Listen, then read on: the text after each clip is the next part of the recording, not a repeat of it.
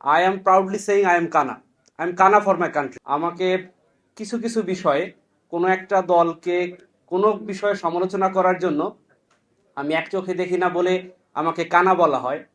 আওয়ামী ফ্যাসিস্টদের তালে তালে বা একই সুরে কেউ কেউ আমাকে কানা বলে। I am proudly saying I am কানা। আই এম কানা ফর মাই কান্ট্রি। তো এটা নিয়ে যদি আপনারা আমাকে কানা বলেন, আমার কোনো দুঃখ নেই।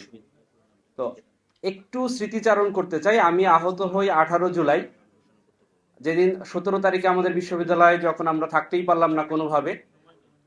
17 তারিখ সন্ধ্যার সময় আমি মৌচাক মোড়ে একটা মেসে গিয়ে উঠি, আমার একটা আত্মীয়র মেসে। তো ওইখানে 18 তারিখ সকালবেলা কারোর সাথে সেভাবে যোগাযোগ নাই। 18 তারিখে আমি মৌচাক মোড়ে আন্দোলনে অংশগ্রহণ করি স্ট্যামফোর্ড ইউনিভার্সিটি সহ আরো কয়েকটা ইউনিভার্সিটির সাথে। বিকেলবেলা রামপুরায় ইস্ট ওয়েস্ট ইউনিভার্সিটির সাথে আমরা আন্দোলনে যোগ দিই, কারণ ওইখানে খুবই ভয়াবহ অবস্থা ছিল। তো আন্দোলনের এক পর্যায়ে পুলিশ আমাদেরকে অতর্কিত হামলা করে। হামলা করার পরে আমরা 4 জন সামনে ছিলাম। তো পুলিশ আমরা খেয়াল করছি একেবারে যারা সামনে থাকে তাদেরকে টার্গেট করে গুলি করতে, যাতে অন্যরা ভয় পেয়ে পিছিয়ে চলে যায়। তো আমাকে যখন গুলি করে, আমার প্রথমে আমার স্পষ্ট মনে আছে, আমার থেকে 50 কি 60 মিটার সামনে থেকে পুলিশ গুলি করে, ছড়া গুলি। তো আমার প্রথমে মনে হলো যে আমার চোখে লাগছে, কারণ সেন্সিটিভ জায়গা। তো আমি চোখ ধরে যখন ঘুরতে গেছি, পড়ে গেছে, আমাকে কয়েকজন মিলে রিক্সায় তুলে হাসপাতালে নিয়ে গেছে। তো আমি যখন সিরাজুল ইসলাম মেডিকেল আমাকে প্রাথমিক চিকিৎসা করায়, ওইখানে যখন আমি রিক্সা থেকে নামি তখন আমি টের পেলাম যে আমার সারা শরীরে ছড়া গুলি। এবং পরবর্তীতে আমি 86টার মতো গুনতে পারছিলাম।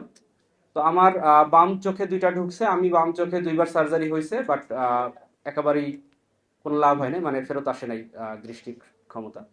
তো আমি ওই সিরাজুল ইসলাম মেডিকেল থেকে আমাকে ঢাকা মেডিকেলে রেফার করে দেয়। ঢাকা মেডিকেলে আসার পর আমার 2টা জিনিস মনে হয়েছে। সারা জীবন শুনে আসছে যে ইসরায়েল গাজায় কিভাবে হামলা করে, তো গাজার হাসপাতালগুলোর চিত্র কেমন হয়, আমি 18 তারিখ ঢাকা মেডিকেল দেখে ওইটা ফিল করতে পারছি। And আমার কাছে মনে হলো যে আমি ঢাকা মেডিকেলে ছিলাম মনে হয় 2 ঘন্টার মতো। তো 2 ঘন্টার মধ্যে যদি আমি এবং আমার সাথে যারা 2-3 জন গেছিলেন তারাই যদি অসুস্থ ফিল করেন ওভারঅল সিচুয়েশনটা দেখে, যারা ওখানে নিয়মিত চিকিৎসা দিচ্ছেন, আমি জাস্ট ফিল করতেছিলাম যে তাদের অবস্থাটা কি।